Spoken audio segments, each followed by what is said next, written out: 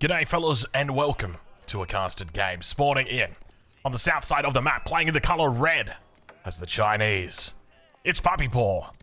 And on the north of the map, playing in the color yellow as the Malians, it's Lucifron 7. Ladies and gentlemen, welcome to Golden League 2. We're here we're here watching and witnessing two of the world's best players going up against each other. These guys were present at the Red Bull Wallalol in Heidelberg. It was a pleasure to meet both of them. Both stand-up guys, and both incredibly good at Age of Empires 4. Let's say that much. So let's talk a little bit about this game, about what we can expect, because we got a bit of an interesting matchup here. China versus the Malians. Now, the most common strategy you're going to see coming out of a Malian player is a fast castle. Do we expect to see that today? Definitely. When it comes to dealing with that as China, there's a number of ways that you can do it. The most common thing that you'll see Chinese players do is look to try and dabble a little bit in feudal age, getting up to castle age themselves, and then getting out a whole bunch of units. Normally they'll try and opt for 2 TCs, but you do have to be careful. If they look to play a build order similar to, say, Salami's build order, where you rush up to castle at 8 minutes, well, you could be dealing with a lot of units very quickly. So it means that your Barbican placement needs to be absolutely pixel perfect. So most commonly we do see players looking to put their Barbican down on the gold vein, and then that's going to guarantee that they've got a source of gold, and it means that palace guards are going to be something that are easy to help defend. And the most common thing that we will see players go is like a spear, palace guard, nest of bee, defense off 2 TCs from the fast castle. So will we see that today? Who knows? This is a whole new ball game because there's a couple of little rules that I need to tell you about. Number 1, no stone walls. Neither civilization can make stone walls. Number 2, no keeps. Absolutely no keeps, except if they were a landmark. So that means that your Huntress or your Fort of the Huntress, available to the Malians, well, you can make that. That's not a problem at all. Your Barbican, you can make that. And you might be wondering, Drongo, how would somebody possibly, and take a look at this, we've got the Saharan Trade Network coming down, no real surprises here. And you're probably wondering, like, Drongo, well, how do people possibly get to Ming Dynasty if you can't make stone walls? How do they possibly put their landmark that increases the health of stone walls, or at least it used to increase the health of stone walls, now it's just 2 nest of bee emplacements. How could they possibly make that? Well, this mod actually allows them to put it on palisade walls. I know. That was my thought too. But anyway, we've got the age up now beginning to come through from Puppy Paw. It's going to be no real surprises. The Imperial Academy coming in. This is the most common landmark that we see, and it's a pretty decent spot, honestly. I feel like he could have gone a little bit closer out to the wood line here, but overall, this is pretty decent, pretty good stuff. To the north end of the map, he's going to begin scouting, and a lot of villages here on wood, which normally is an indication that it's not going to be a direct fast castle, that there's probably going to be a little bit of trade. So I'm curious to see exactly how Puppy Paw looks to respond to this. My suspicions are he probably just goes fast castle. He could look to have a couple of knights or even utilize palace guards, but in this matchup, it's very hard to utilize palace guards as a raiding unit just simply because of how good Musafadi are. It's probably better that you stick to knights, or even go into something like horsemen isn't actually too much of a problem.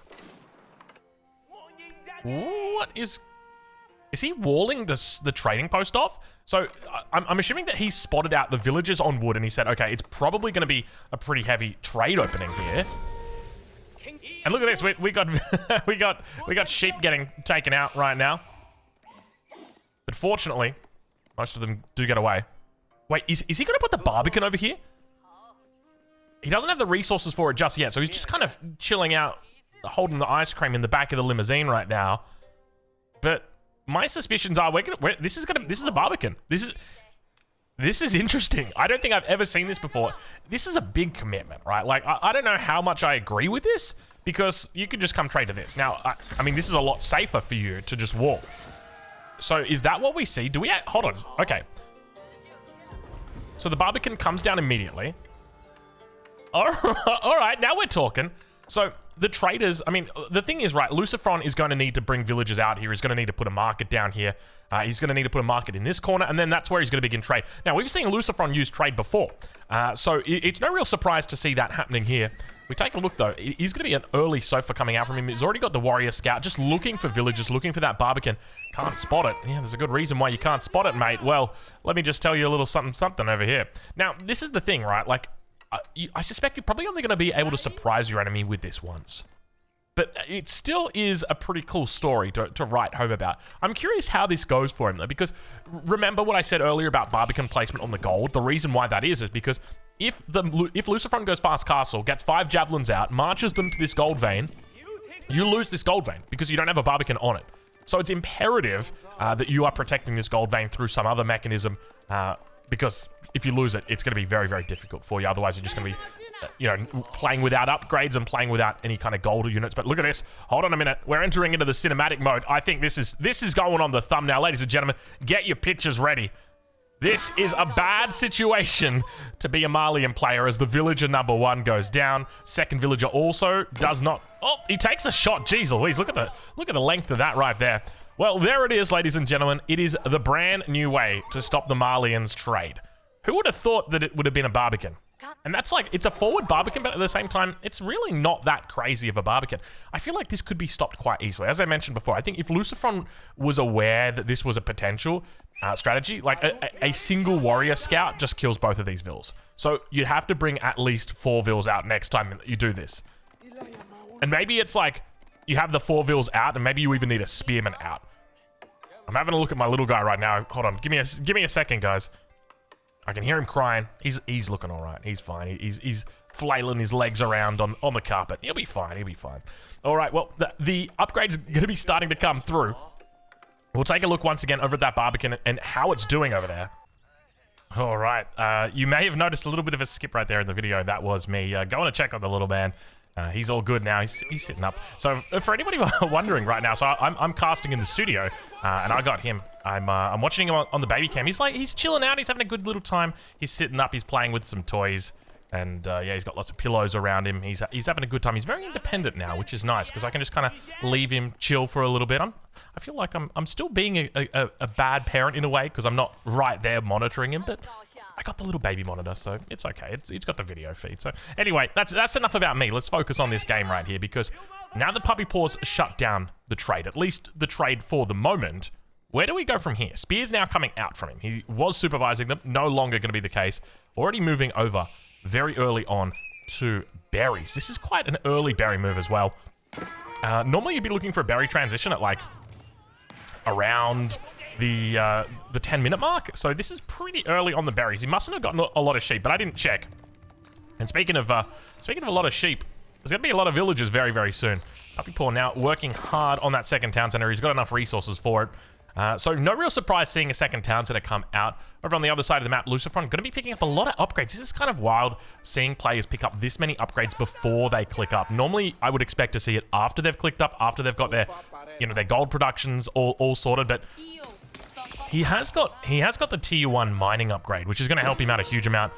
Age up timing's not the fastest, but at the same time, I mean, there's a very clear reason why that is, and that's because he's focused heavily on his economy. Survival techniques also coming in. A single archer going to be defending this position, and the Farimba garrison does go up back in the base of Lucifron 7. So, trade was something that was dealt with. I think the question is right now, is Lucifron going to be able to make up the difference, right? Because he probably came into this game thinking, all right, I can beat China very simply. You're going to go 2TC fast castle, and I'm just going to go trade. I'm going to outscale you, and I'm going to go castle age as well, but I will just simply beat you because my economy is going to be bigger than yours. That didn't happen because Puppy Paw shut it down. But now we've got Puppy Paw on the 2TCs. He's looking to do, I suspect, the fast castle. He's only got 2 vills on gold. It's those same 2 vills from the Barbican a little bit earlier. So he's yet to move out onto the second, or onto his primary gold. Does he play a little bit around in feudal? I don't think so. He's only got the 5 vills on. He's only got the 5 vills on wood for the moment. So it doesn't really make a whole lot of sense for him to be staying feudal here. And yeah, look at that. Look how much food he's sitting on at the moment. 29 villagers on food. Surely he's going to need to take some gold here, unless he's planning to go to 2,000 food. But the age up's about to come through. There's the transition. Maybe just looking to try and hide that from his enemy, not to give him that information potentially. I wouldn't be surprised if we do see the Imperial official move over, but the stable's going to be coming down. Farimba garrison is up. And I got to tell you, I think it feels pretty good to be Puppy Paw right now. He's done a great job slowing down the pace of the enemy.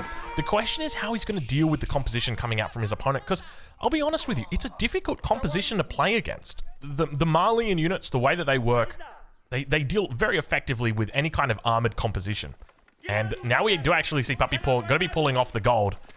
Being forced back, he needs to supervise out a couple of, just a few horsemen, but actually, you never mind. He should be able to push this back with one. Clock Tower now going to be going down as well. It looks like he's going to be outside the range of the Imperial Academy, which is the correct play for anybody playing along at home. You always want to be putting this outside the range of your Imperial Academy. It doesn't generate enough units to justify being inside the range of the Imperial Academy. Because it increases your bounty, or increases your tax by double.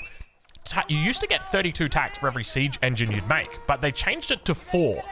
And so the 32 used to get doubled to 64, so that was a great little rebate you'd get. But now it's like, yeah, I'm getting 8 gold back, and I spent 500 resources. It's like, it's just not worth it. It's just not worth it. Lucifron now going to begin pushing forward. There's the javelin throwers. Nest of Bees should be on the way, but he's actually got no wood in the bank at the moment. It was rushing up that landmark. Then it manages to take out 2 villagers here.